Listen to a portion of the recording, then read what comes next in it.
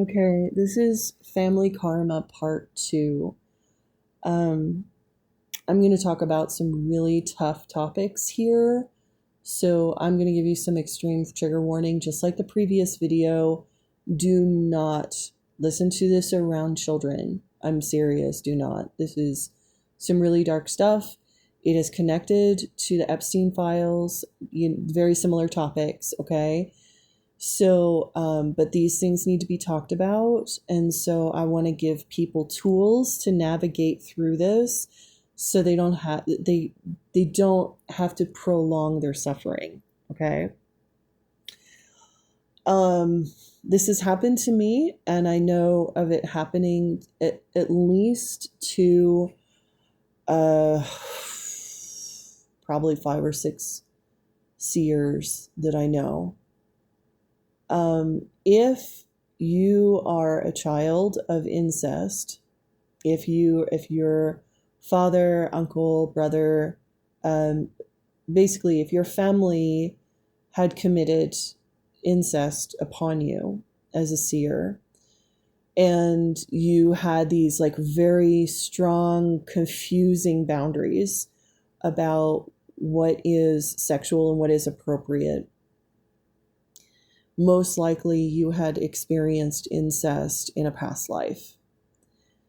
And when you are preyed upon as a child, it opens up that past life karma wound, and it almost sends like a beacon to any living person who had committed incest against you in a past life to come forwards to meet you.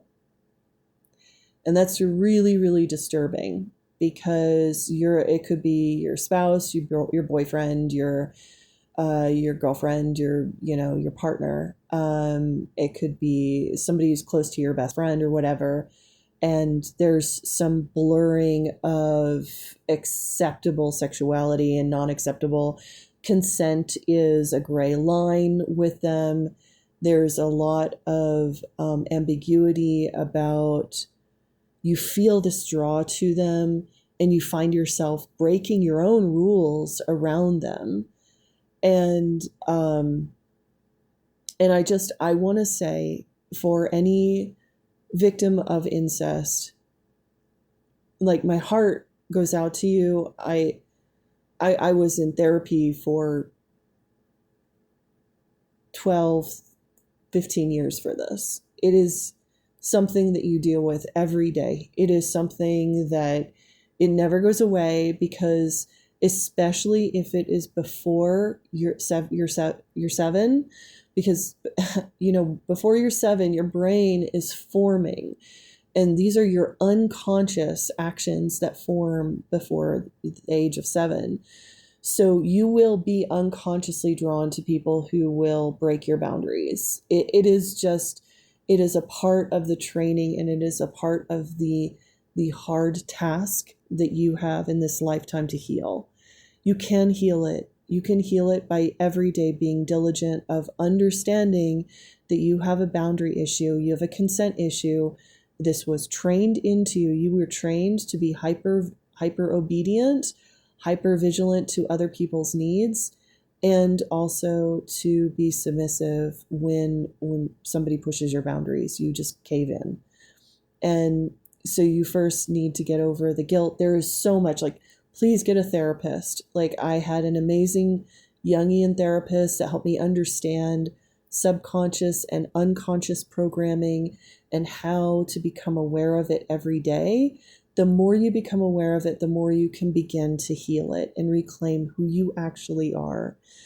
But the really scary thing is, and I've seen this so often, I really need to speak about it, is that in the past, especially in the West, so many young girls experienced incest. So many. It was a big part of Western culture. I look back at my 10th great grandmother. Her name was Elizabeth Drake, and she was the younger sister to Sir Francis Drake, and she was sold by her family to marry John Swan Martin, who founded Jamestown. She married, I think she was like 10 or 11, and she sailed across the Atlantic. And by the time she was 12, she was his wife and was impregnated and forced to carry his child and was sent away. Like girls were traded in the European Empire.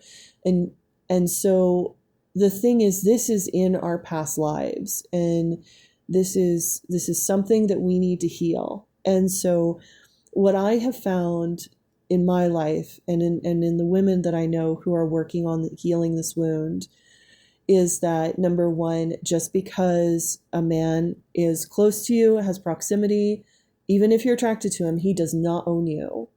Your goal is your sovereignty. Your goal is to reclaim who you are, what is important to you, what is your life. You need to be as independent and sovereign as possible.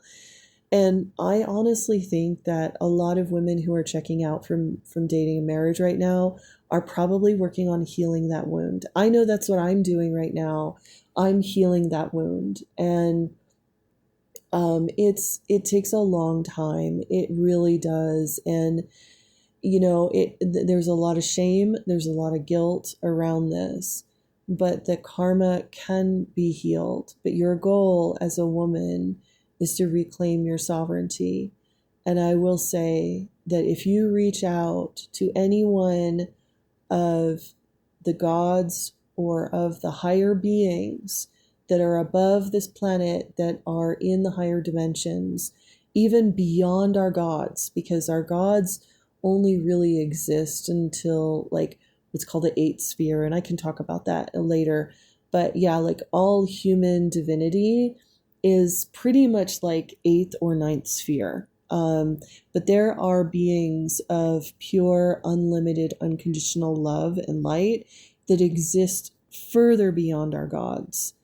And those beings can help you navigate and heal and find your sovereignty, find a way to reclaim your own sexuality in a healthy and holistic way that is beneficial for your spiritual growth.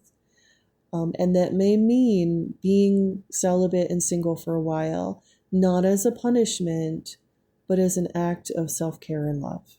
And like I said in the other videos, if you begin to have your psychic abilities open up, please seek self-care as your first and foremost, mode of operation.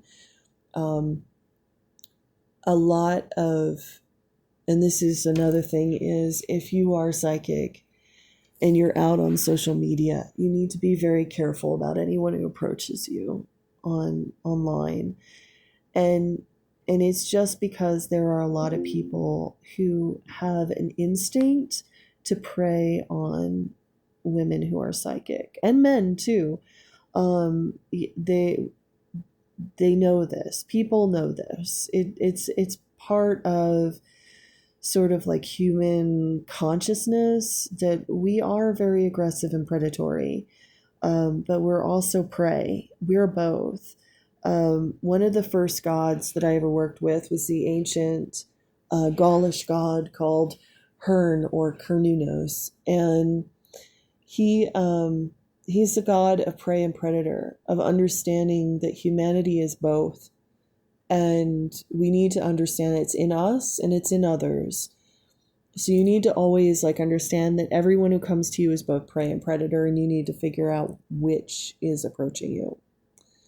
And so my heart goes out to you all. I know that we all have a lot of healing to do.